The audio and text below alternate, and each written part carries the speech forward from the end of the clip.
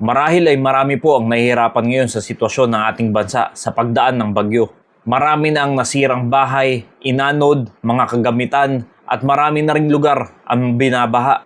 Hanggang sa ngayon maraming tao ang nangangailangan ng tulong, pagkain, tubig, tirahan at marami ngayon ay humihingi ng saklolo sa kalamidad na nangyayari ngayon. At sa mga ganitong klaseng pagkakataon, maraming tao ang kini-question ng Diyos kung bakit nangyayari ito. Pero dapat pa nga tayong lalong manalig at manalangin sa ating Panginoon at lalong magtiwala sa Kanya. Dahil ang katotohanan mga kapatid, alam ng Diyos ang Kanyang ginagawa.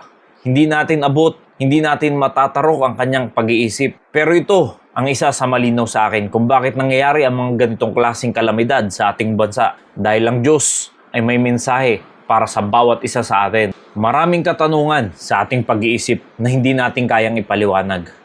Pero ang Diyos, alam niya lahat ang Kanyang ginagawa. Be merciful unto me, O God, be merciful unto me. For my soul trusteth in Thee. Yea, in the shadow of Thy wings will I make my refuge until these calamities be overpassed. Magtiwala lang tayo sa ating Diyos hanggang lumipas ang kalamidad na ito. Manatili tayo sa Kanya. Dahil ang ating Diyos, siya rin naman ang ating kanlungan at ang ating katibayan. The Lord is good, a stronghold in the day of trouble. And He knoweth them that trusted in Him. Ang ating Diyos ang dapat nating panghawakan sa mga ganitong klaseng pagkakataon. At ito ang nangyayari. Sa tuwing na lang nangyayari ang mga kalamidad at sakuna sa ating mundo, marami ang tumatalikod sa ating Diyos. Marami ang ayaw ng maniwala sa Kanya. Pero meron din naman, lalo pang humihigpit ang pagtitiwala sa Diyos, mas lalo pa nananalig at nananalangin sa Diyos. At meron din naman mga tao na pag dumadating na ang ganitong klaseng pangyayari sa kanilang buhay, ay tsaka lang sila lumalapit sa Diyos. Pero pag walang sakuna, walang problema, walang kalamidad na nangyayari, ay hindi man lamang makalapit sa Diyos. Nawa, huwag tayong maging ganito mga kapatid, na pag dumadating lang tayo sa kagipitan ng ating buhay, ay tsaka lang natin maaalala ang ating Diyos. Tsaka lang tayo lalapit sa Kanya. Tsaka lang tayo mananalangin. Tsaka lang natin naayusin ang ating pakikitungo sa Diyos. Dahil sa kahit na ano pang sitwasyon ng ating buhay, ay dapat lagi tayo nagtitiwala sa ating Diyos. At ang mga bagay na nangyayaring ito ay isa na ring mensahe sa mga hindi pa sumasampalataya sa ating Panginoong Jesucristo.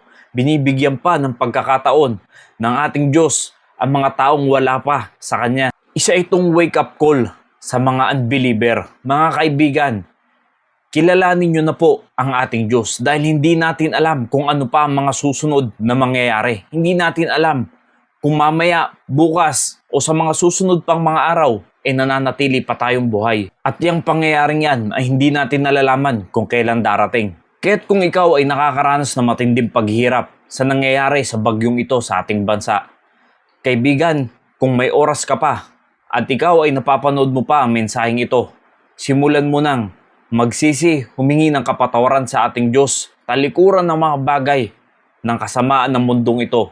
Sumampalataya ka na sa ating Panginoong Jesucristo. At nandyan ang tunay na kaligtasan. Dahil pag merong Panginoong Jesucristo ang isang tao, siya ang ating tagapagligtas. Hindi lamang sa mundong ito, kundi lalong higit sa ating buhay pagkatapos sa mundong ito. Gumising na tayo sa tunay na realidad. Ang tunay na kailangan ng isang tao ay ang Panginoong Jesucristo.